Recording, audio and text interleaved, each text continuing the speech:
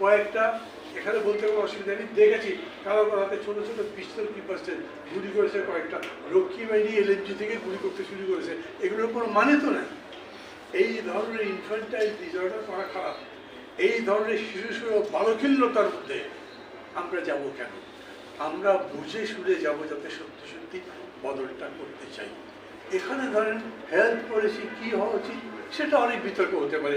America একরকম করে করে, ইংল্যান্ড একরকম করে করে, ইউরোপের বিভিন্ন দেশ অথবা স্ক্যান্ডিনেভিয়ান কান্ট্রি তাদের নিজেদের মতো পলিসি আছে।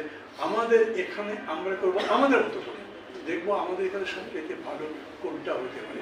আমরা যেমন মনে করি, আমি যেমন মনে করি, হতদরিদ্র মানুষদের বিনা পয়সায় চিকিৎসা দিতে হবে, পকেটে থাকতে হবে। এই পলিসির মধ্যে এটা নাই, কিন্তু তারা বলেছে 5% of the GDP অথবা 15% of total budget, national resources, ওটা আমি মনে করি যে দুটো জিনিস তো একই রকম হয়, তবে এই অ্যালোকেশনটা ভালো দরকার।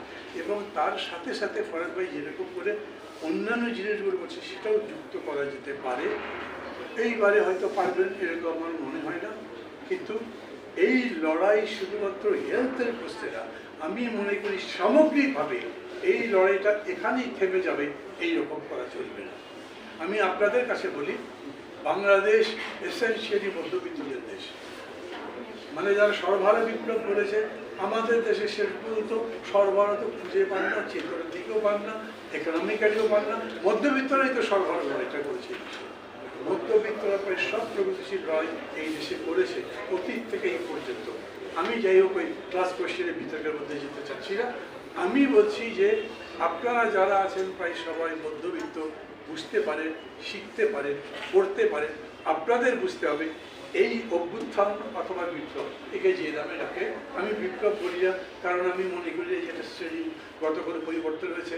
আমি মনে করি না যে এখনই এসেনশিয়ালি কোনো কোয়ালিটেটিভ চেঞ্জ হয়েছে, কিচ্ছু না, সংস্কারের কিচ্ছুই হয় না এখন পর্যন্ত, খালি বড় বড় বক্তৃতা। একদিন আমি অবাক হয়ে গেলাম, পত্রিকা দেখি ডক্টর ইউনূস লিখেছে এই 2 মাসে আমরা যে সংস্কার করলাম, একটা আইজি বদলাতে পারে না ঠিক মতো। একমাত্র বোধ হয় ওই যে সুপ্রিম কোর্টের চিফ জাস্টিস একটা দিয়েছে, সবাই বলে লোকটা খুব ভালো। আমি দু এক জায়গায় বক্তৃতায় প্রশংসা করার পরে আমার কাছে কয়েকজন টেলিফোন করেছে, চিঠি দিয়েছে, এগুলো যে বলেন ভেতরে ভেতরে কী হচ্ছে তা জানেন? বলে ওখানে ঘুষ চলে। পুলিশগুলো তো একেবারে নচ্ছা, কিচ্ছু বদলায়নি, ওরা যা ইচ্ছা তাই করছে আগের মতোই।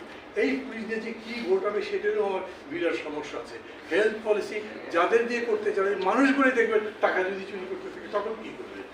আমি তো আপনার সবই তো প্রায় ডাক্তার, ডাক্তাররা তো যে খালি টেস্টের কথা লিখে দেয়, অনেক কিছুই আছে, আমি রম্পাচরণ করছি না, কথা হচ্ছে আমি ডাক্তার বলে বলছি না। যে দেশটা সামগ্রিকভাবে ইকোনমিক্যালি একটা কমিটমেন্টের জায়গায় যায়নি, সেখানে কোনো প্রফেশনের লোককেই তো আপনি কমিটেড পেতে পারেন না। ওইটার জন্য সোশ্যাল টোটাল চেঞ্জ থাকবে, এবং সেই টোটাল লড়াইটা আমাদের করতে হবে, তাহলে আমরা সার্ভাইভ করতে পারবো। কেন?